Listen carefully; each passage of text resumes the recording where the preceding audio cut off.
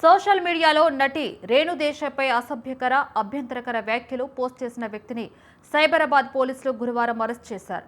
విశాఖకు చెందిన ఈదాదాసు అప్పారావు ఇటీవల నటి రేణు దేశాయ్కి సంబంధించిన ఓ రీల్ను చూశాడు.